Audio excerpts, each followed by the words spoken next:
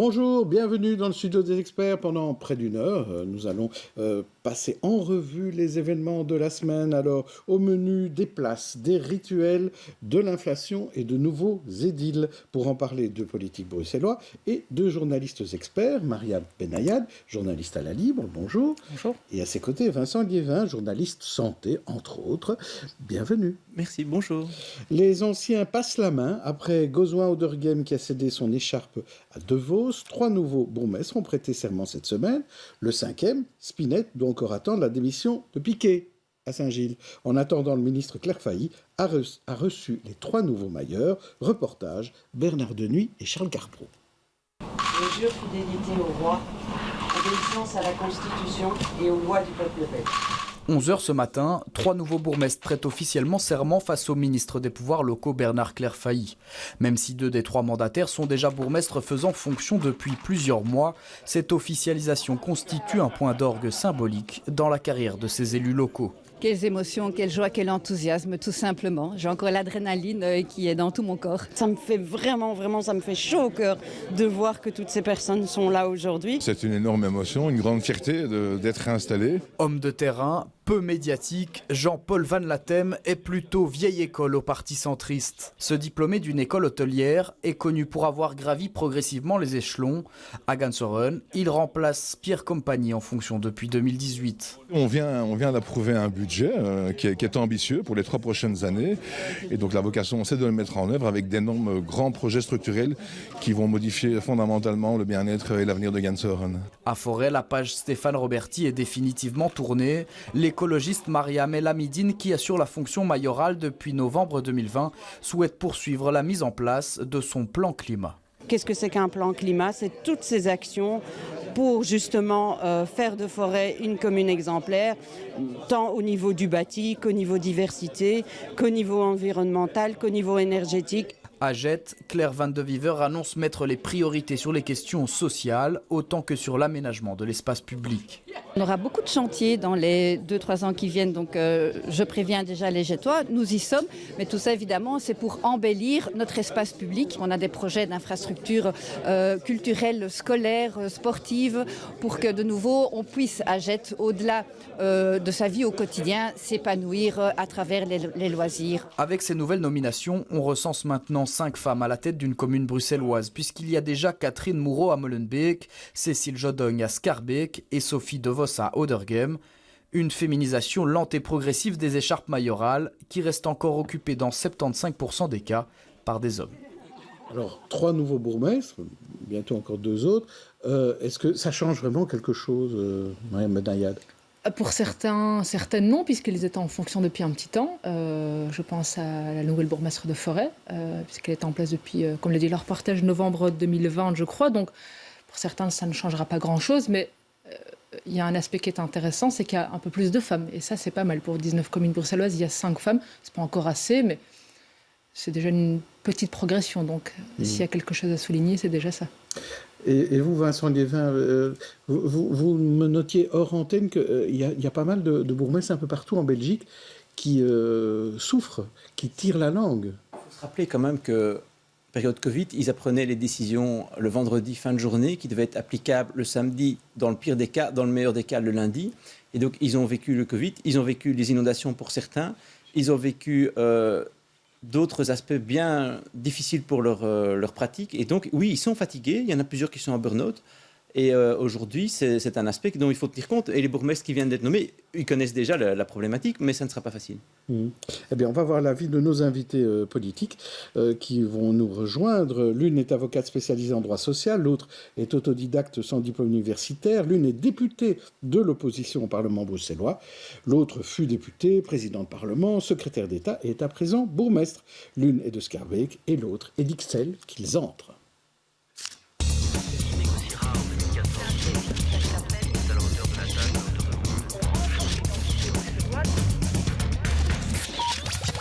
On accueille donc Léla Lasseni, députée bruxelloise PTB. Scarbé, comme j'ai dit, bienvenue pour votre première aux experts. Et à ses côtés, Christos Doulkeridis, bourgmestre d'Ixelles, écolo. Bon, lui, c'est pas sa première. Bonjour. On va lui demander tout de suite, est-ce que, comme bourgmestre, après ces quelques années, il se sent lui aussi fatigué, comme certains bourgmestres, notamment en Wallonie, où Stéphane Roberti qui a dû jeter l'éponge? J'avoue que si Stéphane Roberti n'avait pas lui-même subi vraiment cet épuisement, ce burn-out, et peut-être qu'on n'était pas habitué en politique d'avoir des femmes ou des hommes politiques qui tirent autant sur la corde pour tenir le coup. Je me suis posé souvent la question pendant cette période des 3 ans, est-ce que je tiens le coup? Est-ce que ça... Voilà, je dois reconnaître que c'est un des mandats les plus compliqués, les plus complexes, les plus lourds. Ça va mieux. Le Covid est un peu derrière nous. Alors, il y a chaque fois de nouveaux défis. La lumière est revenue, ça fait du bien. Mais je souhaite vraiment bon courage. Et je dois dire qu'au sein de la conférence des bourgmestres, on va retrouver maintenant nos nouvelles collègues, nouveaux collègues qui nous ont rejoints. Il y a plutôt une ambiance de solidarité, justement, parce qu'on est chacun et chacune conscient de la lourdeur de nos tâches. Et c'est devenu une instance qui est de moins en moins polémique et une instance d'entraide même et de soutien pour pouvoir affronter les différents défis qu'on doit affronter finalement ensemble. Est-ce qu'on note ça aussi au Parlement bruxellois, vous qui êtes une nouvelle élue, finalement, est-ce que vous avez senti cette solidarité aussi au sein du Parlement bruxellois avec vos collègues députés? Bon, je dirais pas ça. Je pense qu'on est chacun un peu dans notre groupe à faire du travail comme on peut, mais bien sûr qu'on est ensemble en commission, donc forcément on discute de certains sujets. Moi, je suis une jeune députée, donc il y avait des choses que je ne savais pas. Au début, on ne sait même pas où s'asseoir en commission, donc on a les anciens qui vous disent, en fait là, la majorité va plutôt t'asseoir là. Voilà, des petits soutiens. C'est pas marqué dessus, donc c'est un peu difficile à savoir. Oui, mais voilà, un pied dans la porte. Mais là, on parlait aussi de masse de travail dans la masse de travail, parfois... Comme député, c'est peut-être moins le cas. Non, c'est moins le cas. Il y a une masse de travail, mais parfois, sur certains textes, on peut travailler ensemble sur des textes où il y a une majorité qui se dégage un peu entre tous les partis, mais généralement, c'est quand même un peu chacun dans son groupe. Madame Benayad. Alors moi, je rebondis sur ce que disait mon collègue et ami expert. C'est dommage d'avoir ce tabou sur cette question de la fatigue mentale, du burn-out et physique.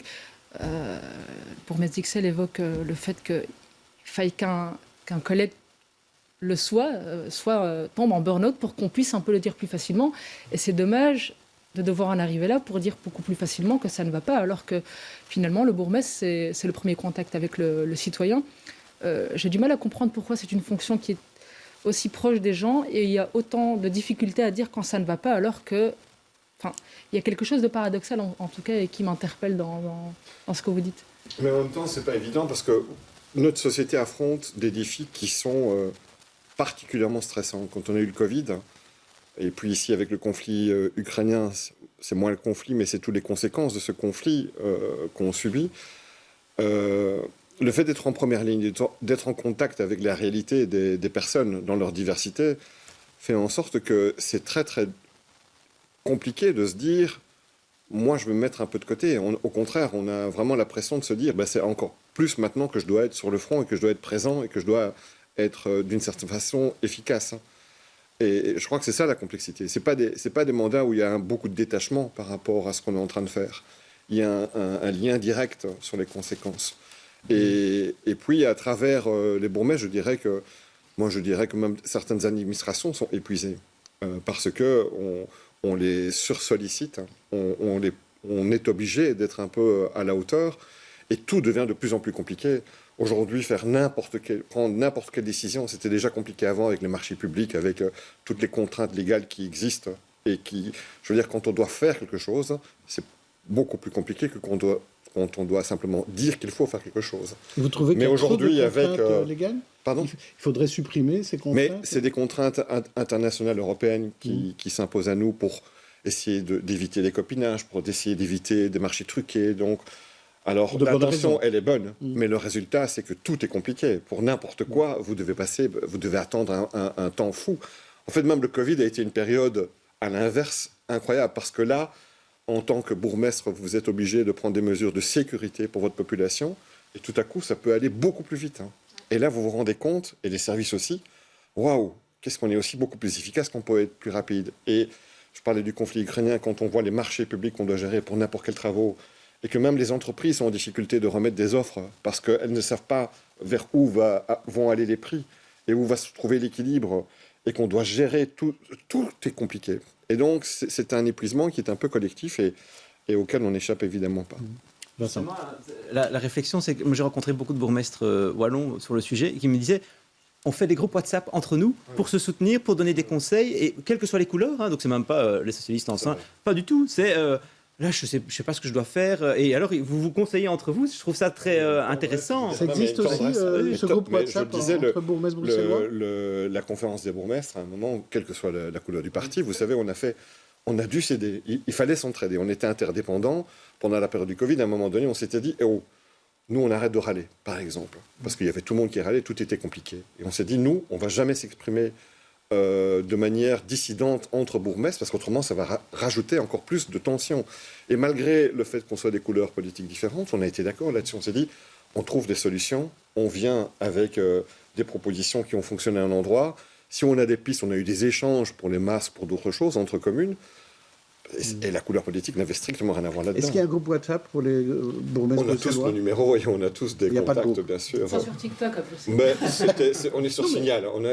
On était au WhatsApp. On est passé sur Signal, mais finalement, le contact direct, on s'appelle. Franchement, c'est... Alors, revenons un peu sur la gouvernance, parce que sinon, la CENI va avoir l'impression qu'on ne parle que des bourgmestres ici. Mais l'idée, c'est, en matière de gouvernance, on a quand même décidé qu'il n'y aurait plus de cumul et d'un peu revaloriser aussi certains honoraires pour certains édiles. Vous étiez content de ce vote au sein du Parlement bruxellois? On était content sur certains points, par exemple le décumul, c'est quelque chose qu'on soutient tout à fait.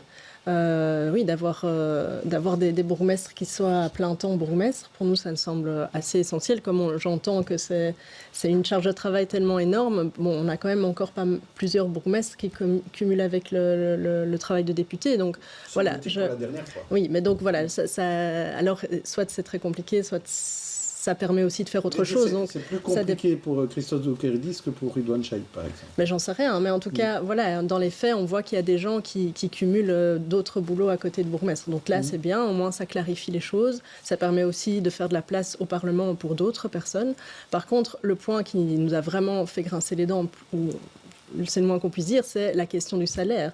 C'est-à-dire qu'au même moment où on avait les travailleurs des communes qui étaient pendant des années en train de demander des augmentations salariales parce qu'ils ont des très bas salaires et qu'au final, ils sont finalement arrivés à une augmentation de 2-3%, dans le même temps, on discutait dans la commission dont je fais partie, commission intérieure, du salaire des bourgmestres pour les augmenter. Et au final, on arrive à un texte où les salaires vont être revalorisés au niveau échevin et bourgmestre, mais ça ne sera plus discuté au Parlement. Ça va être tranché directement au gouvernement. Donc il n'y aura plus même de discussion au Parlement sur cette question-là. Donc pour nous, c'est vraiment un mauvais signal. C'est plutôt les députés qui doivent décider du salaire des bourgmestres et des échevins. Ça doit être une discussion démocratique, en tout cas. Ce sont comme d'autres, voilà, les salaires des travailleurs des communes sont aussi des barèmes, ce sont aussi des choses qui sont discutées aussi au sein des commissions au Parlement. Donc pour moi, ça doit être resté la même chose au niveau bourgmestre et échevin. Christos Zoukairidis, la défense là-dessus.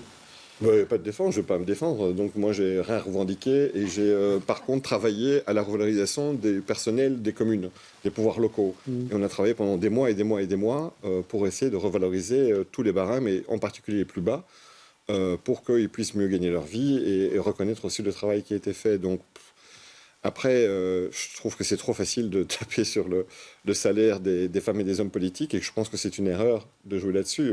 Moi, je n'ai pas cumulé, j'ai jamais eu un avantage quelconque qui pouvait être incroyable. Je remarque un député ou une députée gagne mieux sa vie que moi en tant que bourgmestre, tant mieux pour lui. Je pense que la responsabilité n'est pas la même. On a une responsabilité qui est beaucoup plus lourde parce qu'elle est effective et elle est concrète. Et le temps de travail, à mon avis, n'est pas non plus le même. Mais peu importe, moi, je n'ai pas fait de revendication là-dessus. Par contre, travailler sur la question du cumul était sans doute important, même si je pense que... Moi, je n'ai pas envie de faire des leçons sur le cumul, et ça c'est bien ou c'est pas bien.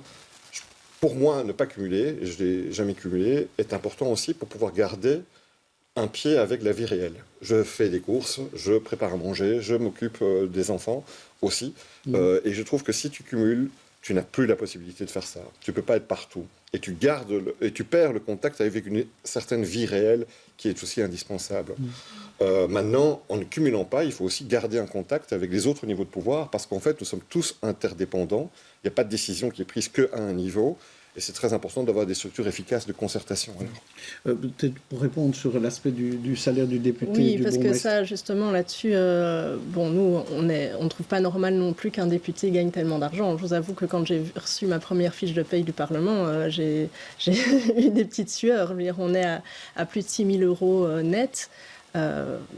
Pour le coup, être déconnecté de la réalité, c'est facile dans ces cas-là. C'est pour ça que nous, au PTB, on a des règles financières assez précises sur le fait de redistribuer une grande partie de notre salaire au parti, parce que vraiment, moi, j'ai vu la différence. Ça devient compliqué. Nous, on gagne environ 2 000 euros. Et le reste, le reste, on remet, parce que vraiment, sincèrement, dans la pratique, ça a un impact direct sur notre vision de la société, parce que dans notre vision de la réalité, parce que est-ce que je vais m'acheter une nouvelle voiture ou pas? Est-ce que je vais m'acheter des légumes bio ou pas? Enfin, quand on a 6 000 euros de salaire, la question se pose vraiment beaucoup plus tranquillement que quand on a 2 000 euros. Et donc ça, c'est vraiment ça qu'on veut garder. Très bien, on reviendra certainement sur ces problématiques-là, mais parlons de l'inflation, du coût de la vie. Vous m'avez amené sur ce sujet-là, merci beaucoup. Cette semaine, c'était dans les travées de Batioubo qu'on a trouvé la trace de cette inflation et de ces coûts élevés. Les matériaux de construction augmentent, ce qui rend difficile les travaux prévus dans des logements. Reportage, Samia Erami et Fred Dehaeno. L'augmentation des matières premières rend les rêves de ses visiteurs difficiles à réaliser. Ronald est bientôt pensionné, il veut construire une maison, mais il va devoir s'adapter. On va changer les plans parce qu'on est déjà beaucoup au-dessus de notre budget, qui est un peu dommage bien sûr, mais bon, les prix montent, donc on va s'adapter pour quand même rester un tout petit peu dans le budget. Donc on va diminuer un peu les mesures de la maison. Ce spécialiste en briques parle d'une augmentation de 20 à 30%. Ces augmentations changent surtout le comportement des particuliers. Nous avons encore beaucoup de ventes. Ce n'est pas un problème pour le moment, mais on voit que le travail chez les architectes, par exemple, c'est en train de diminuer, surtout pour les particuliers. Parce que les particuliers qui bâtissent eux-mêmes, avec leur argent et tout ça, ils ont encore quelque chose de papa et maman, mais les prix augmentent aussi. C'est devenu fou. Ce spécialiste en toiture a vu le prix du bois doubler. Les clients voient donc leurs factures parfois se multiplier par 2. En 24 ans de carrière, ce professionnel n'a jamais vu une telle augmentation. Une situation pas toujours facile. On a perdu quand même 10 à 15% de clients. Mais c'est compliqué à gérer parce que tous les devis, on ne met que 15 jours de délai, parce que tous les 15 jours, on reçoit des mails, ça augmente de notre fournisseur, et on n'a jamais de diminution. On fait qu'augmenter. On fait zéro bénéfice, nous, sur l'augmentation. Vraiment, nada. Plusieurs visiteurs que nous avons rencontrés parlent de reporter leur projet de construction en attendant de jours meilleurs. Si jours meilleurs il y a, rien n'est moins sûr. Alors, ce coût de la vie, cette inflation, là on en parle dans le cas de Batibo, c'est un cheval de bataille du PTB, s'attaquer à cette inflation en disant il suffit de taxer les riches et ça ira mieux, on va tout redistribuer et on pourra se payer des légumes bio et des matériaux de construction. Des légumes bio pour tout le monde, c'est notre objectif. Non, mais plus sérieusement, il n'y a pas que ça. On voit qu'effectivement, l'inflation, c'est un problème général. Donc, on a une augmentation des prix, on a une augmentation des salaires. Et nous, on a la question de la taxation, mais surtout de l'impôt redistributif. Un impôt, c'est la façon la plus juste de redistribuer la richesse. Mais on a aussi des propositions par rapport très concrètement au prix de l'énergie et qui jouent, je pense, un rôle assez crucial ici aussi, tant dans la construction, parce que pour les petits indépendants qui se déplacent, en fait, le coût du déplacement, ça devient vraiment très cher. La construction. Bruxellois, si on s'attache au niveau du Parlement bruxellois où vous êtes, est-ce qu'il y a moyen de faire des choses? Mais au niveau bruxellois, il y a des aides plus au niveau de pauvreté. Il y a eu des aides qui ont été faites. Mais c'est sûr que on n'est pas juste au niveau bruxellois. Là, on parle d'un système qui est vraiment au niveau fédéral. Donc, le prix de l'énergie, c'est quelque chose de fédéral. On ne va pas pouvoir continuer à faire fonctionner le marché comme si de rien n'était, avec des prix qui explosent par rapport au coût des salaires, au prix que les gens ont dans leur portefeuille. Donc, on peut discuter au niveau bruxellois de mesures concrètes pour aider les personnes qui sont le plus en difficulté, au niveau aussi des CPAS, etc. Mais on ne va pas pouvoir échapper à des mesures plus larges. Et au niveau de l'énergie, il est vraiment temps de faire une baisse ou un blocage des prix de l'énergie. Et puis au niveau des salaires, il va falloir à un moment discuter des augmentations qui vont au-dessus de l'inflation, parce que sinon, effectivement, les gens vont continuer, comme dans le reportage, à reporter des investissements, parce que tout le monde est inquiet, en fait. On n'a aucune vision de quel sera mon salaire bientôt. Donc, en fait, le toit que je pensais peut-être changer, en fait, il va attendre, parce que j'ai aucune certitude sur la suite. Quand on parle de rénovation et d'énergie, on parle d'économie d'énergie, et parfois, il faut rénover pour économiser l'énergie. Alors, est-ce qu'on n'est pas dans une espèce de cercle vicieux, Christos Zoulkeridis, où on n'arrive plus à faire ces travaux, alors que ces travaux sont hyper importants pour l'avenir? Il faut être très honnête, on est dans une période que notre génération n'a jamais connue de manière aussi tendue, je pense, très sincèrement. Tout augmente de manière folle. Et je dirais que d'une certaine façon, si on compare par rapport à d'autres pays, nos systèmes d'indexation, heureusement, des salaires automatiques, est une aide, alors elle n'est peut-être pas suffisante, et effectivement elle n'est pas suffisante, mais qui est quand même concrète. Quand on compare par rapport à la France, aux Pays-Bas ou à l'Allemagne, c'est déjà quelque chose où il y a une meilleure adaptation, en tout cas, face à l'augmentation des prix que dans les autres pays. Mais il faut continuer à aider, et c'est clair que nos budgets du CPS explosent, et finalement c'est le budget de la commune, parce que c'est la commune qui subit le déficit des CPS. Nous-mêmes, nos moyens pour soutenir par des politiques sociales parfois les publics les plus précarisés sont là et on doit les augmenter. Et sur l'énergie, on est nous-mêmes un peu victimes de ces prix-là. C'est-à-dire qu'on doit faire des travaux, ils sont déjà programmés, et on voit bien que le secteur de l'entreprise lui-même est, ce que je disais tout à l'heure, en très grosse difficulté de savoir qu'est-ce qu'il peut remettre comme offre, comment est-ce qu'il peut être sûr qu'il va s'en sortir lui-même. Et depuis plusieurs années, les gouvernements auxquels on participe essayent de soutenir la population à faire des investissements économiseurs d'énergie. Aujourd'hui, enfin, peut-être qu'on comprend encore mieux pourquoi est-ce que c'est important de le faire. On aurait dû y aller sans doute à tous les niveaux de manière beaucoup plus massive. Mais il faut aussi avoir des entreprises et des prestataires qui sont capables de le faire. Or, aujourd'hui, on a aussi de moins en moins d'entreprises qui sont capables de suivre parce qu'on importe tout de très très très loin. Et on est de moins en moins... on n'est pas autonome, en fait, dans tous ces secteurs-là, quoi. Ça veut dire qu'il y a des travaux qui sont remis à Ixelles, par exemple? Il y a des travaux on a régulièrement des appels que l'on lance et pas de soumissionnaires, ou alors des soumissionnaires qui sont en défaut de pouvoir exécuter des travaux pour lesquels ils étaient pourtant engagés. Donc, et ce qui existe au niveau local doit exister au niveau privé et au niveau des personnes. Vincent Liévin. Oui, c'est la triple panne pour les communes, parce que tant pour le CPS, vous avez plus en plus de demandes, les communes, ils ne savent pas faire les travaux, et les entreprises, elles vont avoir des problèmes parce que ça coûte trop cher, donc on ne va pas leur commander les travaux. Donc de nouveau, vous allez être en difficulté. Oui, Mariam Benayat, là-dessus. Là-dessus, moi, ce qui m'interpelle et qui me fait un petit peu peur, c'est qu'il y a une hausse des prix des matières premières dans un marché immobilier qui n'est pas très très bon marché. Et je m'inquiète aussi pour les publics plus jeunes qui voudraient être propriétaires, par exemple à Bruxelles. C'est une chimère. Je crois qu'ils ne vont même plus à Batibo. On a allégé la fiscalité. Zengatz a décidé. Mais est-ce que ça sera suffisant vu les prix qu'on atteint? C'est la question qu'on peut se poser aussi. Le coût de l'énergie dans exact. On peut penser à ça. Les prix, effectivement, le logement, c'est un des problèmes à Bruxelles, probablement le problème numéro 1. C'est effectivement, quand on est, par exemple, à Schaerbeek, d'où je viens, il y a des familles qui sont là depuis plusieurs générations et qui se disent, mes enfants, jamais de la vie, ils pourront acheter à Schaerbeek, jamais de la vie. Mais oui, et ils iront ailleurs. Mais donc là, vraiment, il faut...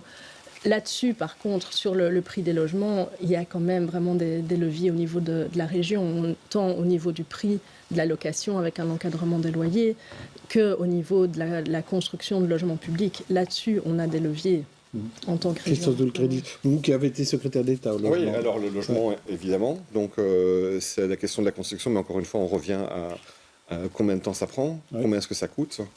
Mais il faut le faire, et on continue à le faire, et il faut intensifier. Après, je pense que, encore une fois, on est face à une crise, et qu'est-ce qu'on dit? On attend quelque chose de qui? Pas du privé, de l'État. Et il faut le rappeler, quoi, parce que combien de fois on casse du sucre sur le dos de l'État, des pouvoirs publics, alors qu'on sait très très bien, ça a été le cas pour le Covid, ça a été le cas pour une crise comme celle-ci sur l'énergie, on attend des réponses de l'État. Et je pense qu'il y a un travail qui doit être fait sur les augmentations d'effet d'aubaine, c'est-à-dire qu'il y a trop de secteurs aussi qui profitent un peu des multiples crises qui existent pour faire augmenter aussi les prix. Et je pense que là, il y a un travail de régulation qui doit être fait, et il ne peut être fait là, celui-là, qu'au niveau fédéral ou européen. Et je pense qu'il est vraiment temps d'y aller et d'avoir une attention et une régulation beaucoup plus forte, parce qu'autrement, on va collectivement ne pas du tout s'en sortir. On passe à présent à nos têtes d'affiche. Je vous propose une galerie de portraits de personnalités qui ont fait l'actualité de la semaine. Alors, vous pourrez les commenter. Vous en choisissez un ou une qui vous inspire, en bien ou en mal. Et on commence par vous, Christos Doulcredis. Je vous propose tout d'abord Felice Mazou, entraîneur de la saison, distingué par ses pairs. Stéphanie Houang, la Belge sélectionnée pour la finale du concours Reine-Elisabeth. Kylian Mbappé, qui a préféré le PSG au Real de Madrid, ou encore François Berléand, qui préfère Bruxelles pour l'Omegang en tout cas. Alors qui choisissez-vous? Felice, Stéphanie, Kylian ou François? Pas Kylian, on s'en fout. Ça c'est dit. Alors, Felice, s'il vient à Anderlecht, c'est... Non, allez, je vais prendre le Reine-Elisabeth. Pardon? La phrase, elle commençait super mal pour moi là. Ouais, on en reparlera. Non, mais le sport, c'est un endroit où au moins on peut être un tout petit peu de mauvaise foi. J'avoue que je suis supporter d'Anderlecht, qui est une équipe qui a tout pour que je la déteste. Mais comme j'habitais à Anderlecht, j'ai un lien affectif comme ça. Bon, ouais, peu importe. Non, je vais prendre sur le Reine-Elisabeth. Stéphanie Houang. Voilà pourquoi. Alors, c'est pour parler de Flagey surtout. C'est-à-dire qui, pour moi, est une place merveilleuse. Au même moment où on accueillait la foire avec Flagey, tous les forains. Excel, non? Flagey. Alors, c'est une petite place qui se trouve dans une commune très très belle de la région bruxelloise. Bon, alors. Et non, mais au même moment où on inaugure le retour de la foire, et ça faisait plaisir à plein de publics, plein de familles, toute génération, de l'autre côté de la place, il y a le Reine-Elisabeth. Et j'adore cette ambiance justement que représente la ville par excellence, c'est-à-dire de pouvoir se retrouver avec plein de publics très très très différents, avec des goûts différents, mais qui ne sont pas opposés, pas opposables.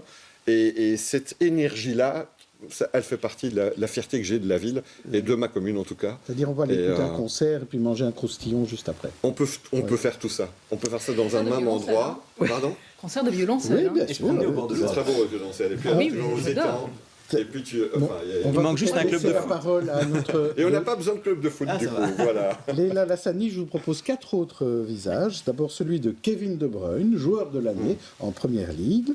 Pape Ndiaye, le ministre français de l'Éducation, inattendu. Tessa Willart, la joueuse de football de la saison, distinguée par ses pairs. Ou Bart Laremans, le futur bourgmestre de Grimbergen, ancien Vlaamsblok. Qui choisissez-vous? Kevin, Pape, Tessa ou Bart? Bon, je ne vais pas me lancer sur le foot parce que Mariam va juste me détester ou dire que je dis n'importe quoi. Non, c'est de bons choix pour le coup. Ouais. Le foot, c'est mais quand même. Oui, mais c'est une excellente joueuse. Même si elle joue bien. Voilà, par rapport, je dois dire que honnêtement, l'arrivée du Vlaamsbelang dans une commune, j'ai même pas envie de retenir le nom de cette personne, mais vraiment c'est quelque chose. Qui me touche très fort. C'est un vrai danger, je pense, qu'on a en Flandre en 2024 d'avoir une extrême droite qui est malheureusement très forte et qui va prendre plusieurs communes probablement. Et donc voilà, c'est la réaction de qu'est-ce qu'on a, comment est-ce qu'on construit un front pour être contre le fascisme qui monte, contre les discriminations. Et voilà, en tant que qu'on est ensemble, pour le coup, issus de l'immigration, plus ou moins. Comment est-ce qu'on fait pour que la richesse de Bruxelles, sa diversité, elle continue à être quelque chose d'important et qu'on ne laisse pas ces gens nous diviser vers le bas? Vous n'irez plus à Grimbergen, pour peu que vous alliez à Grimbergen? Je ne pense pas que c'est comme ça qu'on résout le problème du racisme. Bon, je n'y allais pas spécialement à Grimbergen, très honnêtement, mais non, c'est plus comment est-ce qu'on fait pour discuter avec les gens, pour arriver à détricoter tous ces discours, parce qu'en fait, c'est des discours qui nous divisent et qui tapent toujours vers le bas, vers les immigrés, et qui sont contre, en fait, en réalité, les gens qui votent pour ce genre de parti votent contre leur intérêt, parce que la plupart, enfin, quand on voit, en fait, les politiques antisociales que mènent ces partis-là, ils votent toujours contre l'augmentation des salaires, ils votent toujours pour les mesures les plus antisociales. Et voilà, et donc c'est vraiment pour nous un plan hyper important d'arriver à lutter contre ce danger-là. Je vous propose maintenant 5 infos de la semaine, laquelle vous a énervé, vous a ravi, et pourquoi. Tout d'abord, le massacre d'enfants à Uvalde, 21 morts, dont 19 enfants. Le Royal Sporting Club d'Anderlecht sans compagnie, parti pour quelque part, 120 000 personnes à la Pride le week-end dernier, des agressions homophobes, l'ordonnance Paradra prolongée, sans connaître pourtant le nombre de taxis futurs à Bruxelles, ou encore Michelin qui supprime une étoile comme chez soi et on remet une à la Villa Lorraine. Alors on va commencer par vous, Léla Lessini. Est-ce qu'il y a une info particulière qui vous a énervé, vous a fait plaisir parmi celles-ci? Mais du coup, pour parler justement de contrer les gens qui nous divisent, la Pride, c'était quand même un bel événement. Après, voilà, malheureusement, on voit la nécessité d'avoir encore cette Pride-là quand on voit tout ce qui s'est passé autour. Donc, il y a toujours des agressions homophobes, mais pour le coup, c'était un succès, mais très, très mélangé aussi. Il y avait beaucoup de jeunes. C'était vraiment un moment très festif. Et donc ça fait quand même plaisir de voir que, enfin aussi avec le Covid qui diminue, on peut se retrouver de nouveau dans la rue pour célébrer et aussi militer dans la rue. Et ça, c'est vraiment quelque chose d'important. Et vous, Christophe J'aurais pris le même exemple pour les mêmes arguments. Vous en prenez une autre. Pour les mêmes arguments et pour aussi dire ces 120 000 personnes qui ne sont pas directement concernées par les revendications, mais qui veulent justement se battre aussi pour que tout le monde puisse se retrouver bien. Alors, on a l'impression que rien ne change aux États-Unis par rapport aux armes et tout ça. Je prendrais peut-être le Michelin pour parler d'un secteur qui est important, pas pour le Michelin, mais pour les restaurants. C'est un des endroits qui donne beaucoup d'emplois, qui procure pas mal d'emplois. Et il y a une très grande pénurie d'emplois dans ce domaine-là. Je pense qu'il y a un travail qui doit être fait. On a des représentants nouveaux dans la fédération Horeca à Bruxelles qui, je pense, sont assez intéressants et avec qui un dialogue devrait exister pour réfléchir ensemble à comment est-ce que, d'un côté, on travaille sur la formation des personnes pour pouvoir se dire, ben voilà, il y a un gisement d'emploi qui est important et qui peut être rencontré. Peut-être une amélioration des conditions de travail, parce que c'est important. C'est aussi la vie de beaucoup de quartiers et il y a beaucoup de personnes qui vivent de ces emplois-là. Alors, sur les pénuries d'emplois, non, je ne vais pas m'étendre parce qu'il y en a d'autres secteurs qui sont touchés. Mais on va parler des places. Et donc, dans les places, il y a pas mal d'Horeca. Donc, comment les places trouvent leur place à Bruxelles? La semaine dernière, nous parlions de la place de Brouckère et on avait pris l'exemple de la place Fernand Coq comme exemple d'une belle évolution de place. C'est moins souriant, place du Châtelain, où l'on craint, les riverains en tout cas, craignent de futurs aménagements. Reportage Samia Erami et Nicolas Kenartz. 120 places de parking en moins, le marché hebdomadaire délocalisé. Ce futur projet pour la place du Châtelain ne fait pas l'unanimité auprès des riverains. On aime bien l'idée d'apporter un peu de verre dans le quartier, mais si on ne trouve pas une solution pour le parking, on va détruire tout l'écosystème qui existe déjà. C'est scandaleux. En fait, on a l'impression vraiment qu'on veut éliminer le marché. On va mettre des arbres, on va mettre des fontaines, alors qu'on a des arbres, on a un quartier, il faut simplement un peu améliorer. Les riverains, les maraîchers, les entrepreneurs ou encore les commerçants, tous semblent concernés. La clinique, elle fonctionne avec des gens qui sont handicapés, qui ont parfois des difficultés de marcher. Et alors quand on voit le projet, on se demande comment ces gens vont pouvoir arriver jusque chez nous. Et vraiment, ça fait un peu peur. et tout l'entourage qui sont autour de la clinique s'en vont tout doucement parce qu'il y a un problème manifeste d'insécurité pour l'avenir, quoi. L'ASBL Châtelain Village, qui réunit les avis des riverains, maraîchers et commerçants, a l'impression de ne pas être écouté. Malheureusement, on n'a toujours pas les réponses qu'on a demandées, que ce soit au niveau d'une étude d'impact qui n'a vraisemblablement pas été faite. Nos attentes à nous, c'est de revoir, mais en collaboration avec les riverains. Un dialogue possible. Il y aura une rencontre en présentiel qui sera organisée et on est en dialogue constant, notamment avec les ASBL qui représentent les riverains et les commerçants, mais aussi avec les riverains de manière indépendante et les marchands. Pour ce projet de grande envergure, de grands travaux sont à prévoir qui devraient durer 2 à 3 ans.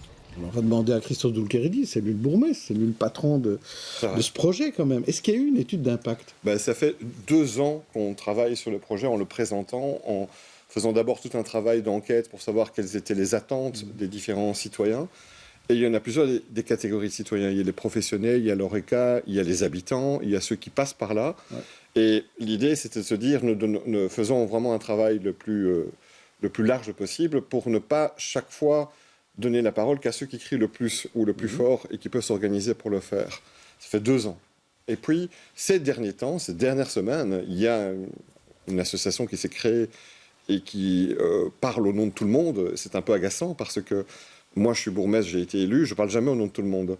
Je trouve que chacun devrait avoir au moins l'humilité pour dire, voilà, moi j'ai un avis, je le partage, mais je ne parle pas au nom des habitants de Châtelain. Donc cette association n'est pas représentative. Mais non, parce que je reçois plein de messages de gens qui disent, surtout, tenez bon, continuez, avancez, et il était temps de changer cette place.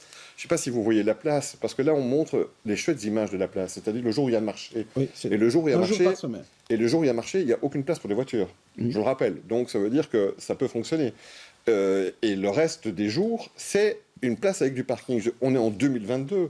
On a parlé tout à l'heure des crises qui nous attendent. Moi, je n'ai pas été élu pour faire la même chose qu'avant. On a voté pour, notamment Écolo, pour se dire il y a vraiment des changements profonds qui doivent être réalisés et il faut y aller maintenant. Alors, quand on végétalise une place comme celle-là, c'est normal. Et vous avez parlé de la place Fernand Coq, qui est une vraie réussite. C'est ça, le modèle. Le modèle, c'est d'avoir des endroits où les gens peuvent se retrouver. Et je peux vous assurer que l'ORECA, c'est le premier qui tire son profit de ce type de réaménagement. Sur la place du Châtelain, aujourd'hui, il y a des professionnels de l'ORECA qui ont décidé d'investir maintenant sur la place parce qu'ils savent qu'elle va être rénovée. Donc le discours qui dit ça va tuer l'ORECA, un peu de pudeur. Mais le marché, tous les projets qui ont été sélectionnés, c'est-à-dire que quand on a demandé aux gens au bureau d'études de venir avec des projets, on leur a dit la contrainte principale, c'est que le marché doit pouvoir fonctionner. Donc il n'y a aucun projet qui met à mal le marché. Donc au moins, moi je suis pour le dialogue, on va continuer à dialoguer, et on va le faire même avec des gens qui ne sont pas toujours de bonne foi, mais un minimum de respect pour la vie des autres d'abord, et puis aussi pour ne pas caricaturer et lancer des images fausses comme celles où on dit que le marché va disparaître, ce qui n'est absolument pas le cas. Alors, de votre côté, du côté du PTB, souvent on critique les suppressions de places de parking. Là, c'est dans ce cas de places où on enlève 120 places de parking, c'est quelque chose qui vous fait peur ou c'est plutôt normal pour vous ? Mais moi, je ne connais pas ce projet-là spécifiquement, donc voilà, je peux parler plus de ce que je connais. Oui. La question, ce n'est pas simplement d'avoir plus ou moins de places de parking, c'est vraiment pour qui est-ce qu'on fait les aménagements dans une commune ? C'est-à-dire comment on fait pour que les gens qui habitent dans cette commune continuent à y vivre et se sentent chez eux et n'aient pas l'impression d'être chassés par la force des choses, par des aménagements qui font augmenter le prix de tout le quartier et qui, au final, font qu'une population s'en va au profit d'une autre. Pour nous, ça, c'est vraiment la première question, c'est pour qui on fait les aménagements, à qui est-ce que ça profite et comment faire pour que les habitants soient partie prenante dans les aménagements qu'on fait. Alors, la question des places de parking, c'est une vraie question et qu'on ne peut pas simplement balayer d'un revers de main. Et il y a des solutions, et il faut être un peu créatif aussi pour essayer de trouver des places, par exemple, dans les supermarchés, dans les endroits qui sont vides le soir, parce qu'il y a vraiment pas mal de gens qui rentrent chez eux et qui doivent prendre leur voiture et qu'on l'aime ou on l'aime pas, c'est la réalité. Dans le cas de la place de Châtelain, il y a des négociations qui sont en cours. Mais voilà, à Scarbeck, par exemple, c'est un des gros problèmes. C'est-à-dire qu'on a des une bonne partie des voitures qui tournent à Schaerbeek, en fait, tournent pour chercher une place. Et donc, on est dans un système où, soi-disant, on retire des places pour avoir moins de voitures, mais en fait, on crée un autre type de nuisance. Et aussi, ceux qui prennent leur voiture, c'est pas par plaisir, c'est vraiment... Quel choix ils ont, en fait, qu'est-ce qu'on leur propose comme aménagement pour qu'ils puissent s'en passer. Et donc, les gens qui bossent en horaire coupé, les entrepreneurs qui trimballent du matériel, c'est tous des gens qui, après, ils arrivent chez eux à 18h, 18h30, ils tournent pendant 1 heure. Il n'y a plus de place. Et c'est la folie. Donc, il n'y a pas qu'à Schaerbeek que ça existe. Non, mais voilà, je vous parle de ce que je connais en priorité. Et voilà, donc, c'est pas qu'on aime plus que les autres la voiture, c'est simplement qu'on veut que la ville, elle reste une ville pour tout le monde, aussi pour les travailleurs qui ne peuvent pas faire autrement qu'avoir leur voiture, et pas pour qu'ils ne deviennent pas fous au quotidien. C'est plus ça. Vincent Liévin. En plus, il y a le problème de l'augmentation du prix des garages. Parce que ceux qui ne peuvent plus, on perd 120 places, le réflexe, ça serait peut-être de s'acheter un garage, mais c'est impossible aujourd'hui, surtout dans une commune comme la vôtre, c'est très difficile. Et donc, il faut vraiment trouver des... Là aussi, vous avez des options possibles pour les gens. Enfin, je ne sais pas si vous... non, mais c'est-à-dire que chaque fois, il y a la tendance d'opposer. Moi, je serais contre des voitures, et puis les autres. Je pense que chaque fois qu'on améliore... qu'on offre des alternatives pour ceux qui peuvent utiliser les alternatives. Et à Ixelles, on a un réseau de transport en commun d'une part qui est extrêmement important. On a un nombre de stations Cambio qui est incroyable. Il y a d'autres sociétés, on a D'Ieteren qui est juste à côté, qui se lance maintenant dans la vente de vélos d'ailleurs. C'est assez amusant qu'un acteur aussi important de la voiture se dise qu'il va faire la transition aussi vers des vélos et des vélos électriques. Très concrètes. Et donc, concrètement, par rapport aux voitures, chaque fois qu'on libère la circulation de véhicules qui peuvent prendre une alternative, on soutient mieux ceux qui ont absolument besoin de prendre leur véhicule. Et il y a beaucoup de publics qui en ont besoin. Et sur le parking, effectivement, on est en train de travailler avec plusieurs acteurs qui sont présents dans le quartier pour justement trouver des solutions alternatives sans devoir construire un parking qui est impayable. Il n'y a plus aucune ville qui arrive et parvient à rentabiliser un parking, surtout si on doit le construire en souterrain. Donc c'est là-dessus qu'on est en train de travailler. Il y a plusieurs pistes. Il y a des grandes surfaces, il y a des grands immeubles qui avaient des parkings qui ne seront plus utilisés pour la même raison et donc qui sont en train d'être modifiés. Donc c'est sur ces pistes-là qu'on est en train de travailler pour proposer quelque chose effectivement aux habitants qui en ont le plus besoin. Mariam Benayad, les places, c'est plus joli aujourd'hui qu'avant à Bruxelles? Parce qu'on critique aussi les places très minérales parfois.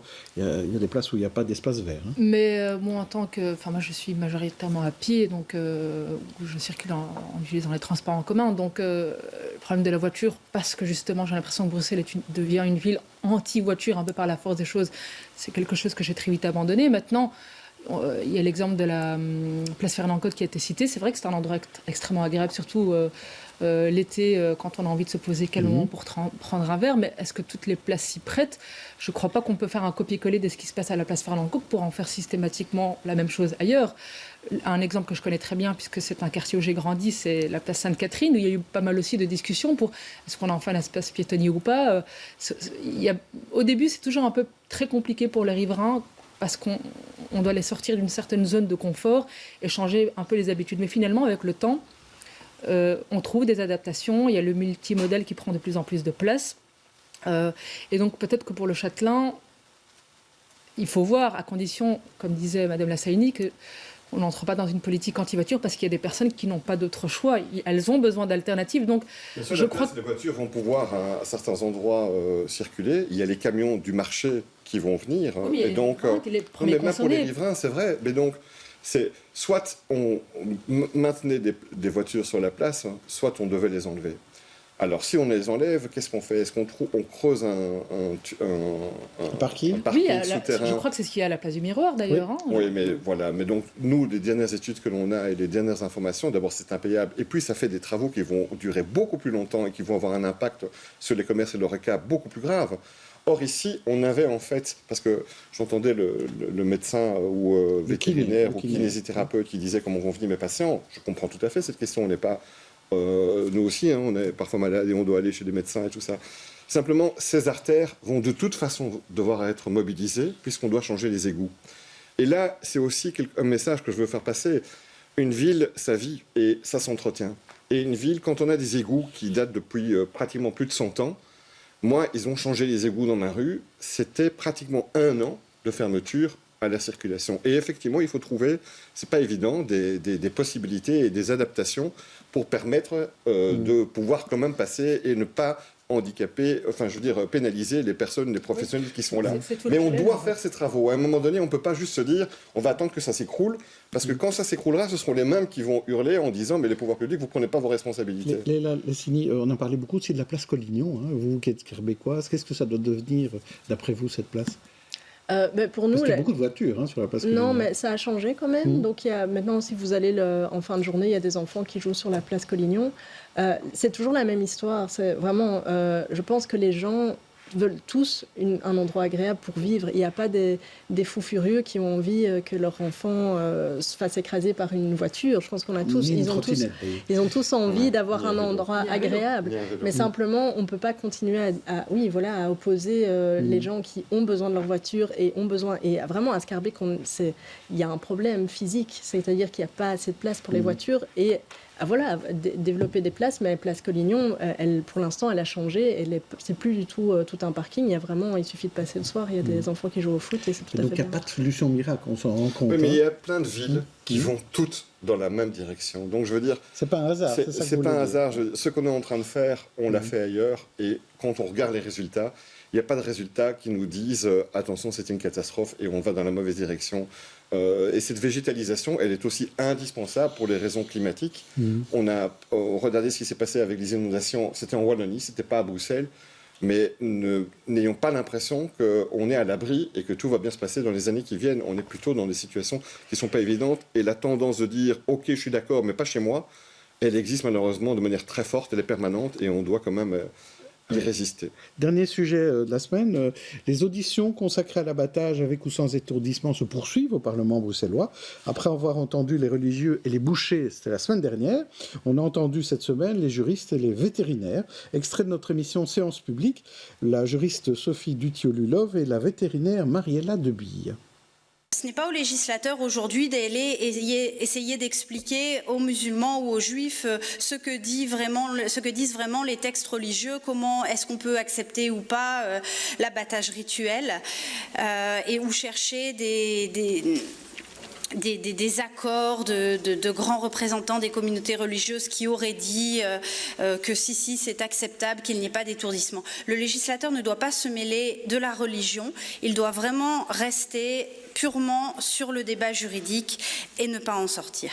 Le Conseil bruxellois du bien-être animal conclut que l'abattage sans étourdissement est inacceptable et engendre une souffrance évitable pour l'animal et conseille au ministre d'imposer l'étourdissement préalable, éventuellement réversible, pour tout abattage dans la région Bruxelles-Capitale.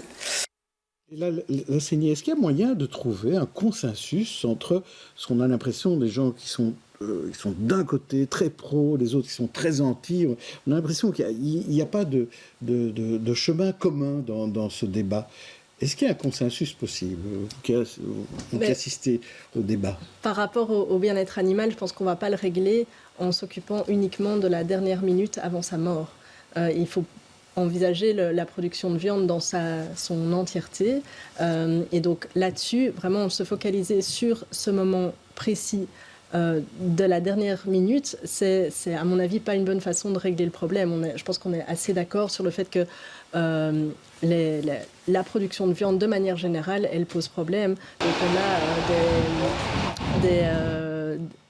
je veux dire, le transport du bétail jusqu'à son lieu d'abattage, le fait qu'on laisse les... Non, mais vraiment, c'est plutôt sur un texte qui comprendrait tous ces éléments-là et pas seulement l'abattage, c'est ça que vous voulez dire. Le consensus, il se trouvera en discutant avec la communauté concernée d'abord. Je pense qu'on a eu des auditions la semaine passée où il y avait des vétérinaires de confession juive, par exemple, qui expliquaient que bien, on veut discuter, mais on ne peut pas discuter en l'état comme le débat est posé, c'est-à-dire un débat qui se préoccupe uniquement de cette partie-là de l'abattage en stigmatisant certaines communautés.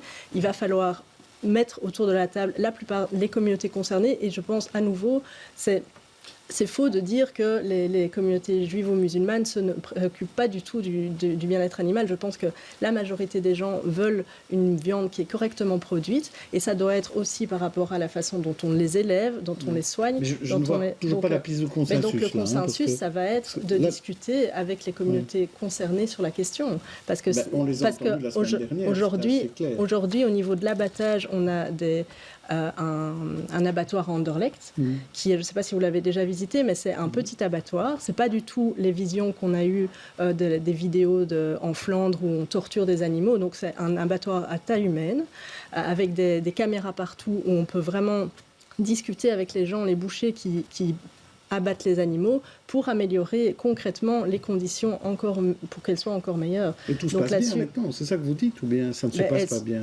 Non, ça se passe relativement bien. Plutôt sincèrement, bien. Donc l'abattage. on n'a pas tellement besoin. Donc si on fait, parce que concrètement, animal. là maintenant, avec si, il y a toujours moyen d'améliorer, bien sûr, mais si concrètement demain le texte qui est en l'état est voté, on va fermer cette façon d'abattre les animaux. Ils vont toujours être, il y aura toujours de la viande cachère et halal qui va être produite. Seulement, elle va être produite en Pologne, elle va être produite en France, avec des animaux qui vont se déplacer très longtemps, qui vont être abattus dans des conditions sur lesquelles on n'a pas de contrôle, tandis qu'à Anderlecht, on a vraiment un savoir-faire qui permet de faire ça. Je voudrais qu'on entende quand même Christos Zulgredis sur l'aspect. Est-ce qu'il y a un élément de consensus? Est-ce que vous voyez une piste commune? Parce que là, en écoutant les uns les autres, on ne voit pas très clairement vers où on pourra aller.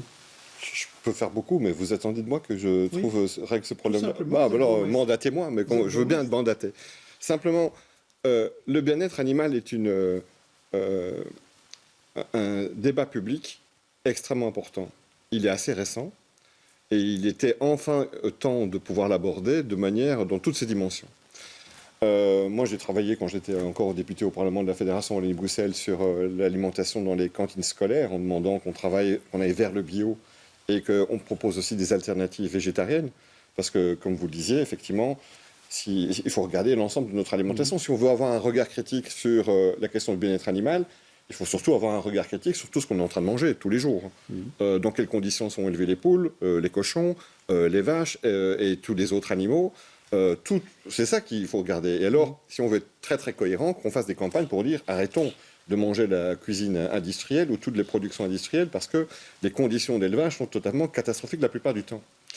Ici, je vois bien qu'il y a une instrumentalisation qui existe et que je trouve vraiment que je condamne totalement. Et c'est une instrumentalisation. C'est comme on a des féministes et des personnes qui commencent à défendre les droits des animaux un peu par opportunisme. Et quand on peut un peu taper sur l'une ou l'autre religion, voilà, on y va, ou même sur un parti. Là, je pense qu'il y a des organisations ou des partis politiques parfois, qui instrumentalisent ce débat pour un tout petit peu se défouler sur les musulmans, sur les juifs, sur d'autres, et pour pouvoir un peu caricaturer ça. Et effectivement, qui s'arrêtent à un moment donné seulement, et qui mettent le focus, qui est la dernière minute de vie des animaux.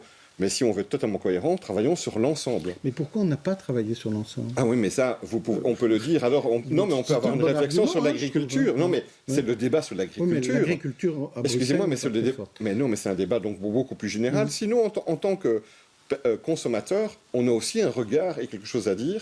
On doit trouver des partenariats avec des producteurs. De la viande, en fait, non, il y a moyen de pouvoir faire de l'élevage, le bio d'ailleurs, tout le segment bio. Généralement tient compte davantage du bien-être animal que d'autres, que la production industrielle classique. Et donc c'est la raison pour laquelle on doit avoir une réflexion, et on l'a alors de manière un peu responsable sur l'ensemble des filières et pas simplement sur ce moment-là. Bédayad.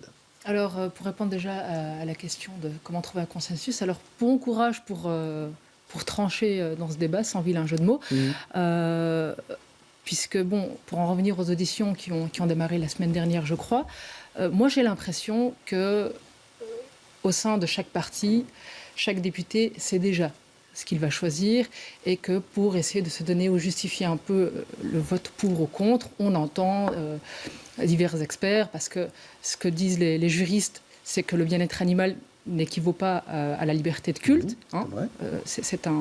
Je résume brièvement parce que les exposés ont été beaucoup plus longs. Et la vision des vétérinaires, c'est que la souffrance animale ne peut pas être évitée sans étourdissement. Donc tout le monde campe sur ses positions sans véritablement venir avec ne serait-ce qu'un début de compromis en fait. Et donc, je ne vois pas comment les députés... Personne ne veut de compromis. C'est ça. Et ce que je trouve dommage, moi, dans ce débat, je rejoins un peu ce qu'ont dit les deux invités politiques, c'est que je trouve dommage qu'on parle d'un débat, d'une question primordiale qui est la question du bien-être animal, exclusivement sous le prisme cultuel, c'est-à-dire qu'on parle pas de bien-être animal de manière générale ou de la question des abattoirs, ce qui se passe. C'est pas nouveau, on en parle de manière... je ne dis pas que le débat n'existe pas, mais on vient aujourd'hui avec cette question exclusivement en parlant de ce qui se passe au sein des communautés juives et musulmanes. Et donc forcément, il y a des crispations, forcément, il y a des soupçons de communautarisme. C'est évident, ça va venir là-dedans, mais comment voulez-vous avoir un compromis qui va dans le bon sens, qui respecte à la fois les libertés de culte et à la fois le bien-être animal? Je ne vois pas, on a mal commencé le débat pour trouver un compromis. Pour conclure, en fait, pour vous, quelle est la solution? Ça va être un vote, et puis un des deux aura gagné, et c'est fini? Parce qu'on ne résout rien finalement avec ça. Rapidement là-dessus. Oui.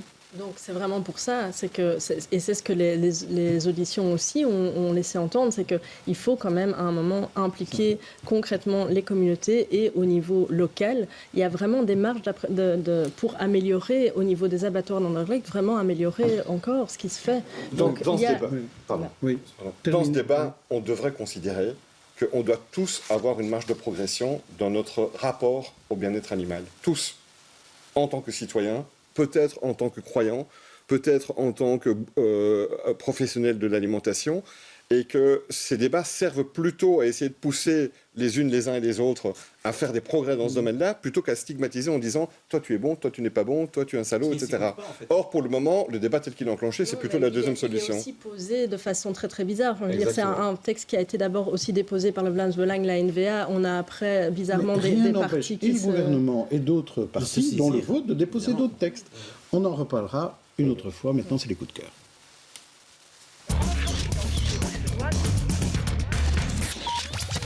Mariam voulait revenir sur un moment historique qui fera plaisir à Christos Zoulkeridis. C'est ça, le fan inconditionnel d'Anderlecht.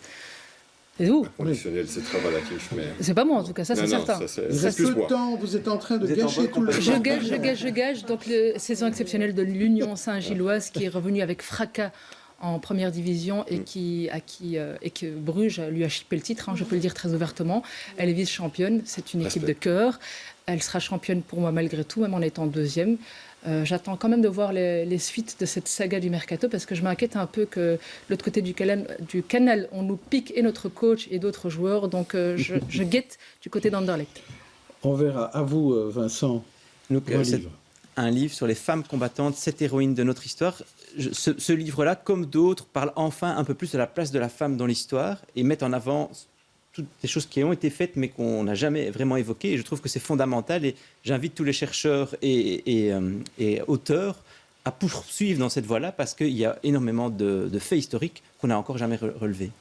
Merci à tous. On se retrouve la semaine prochaine pour une autre édition des Experts. Bon week-end.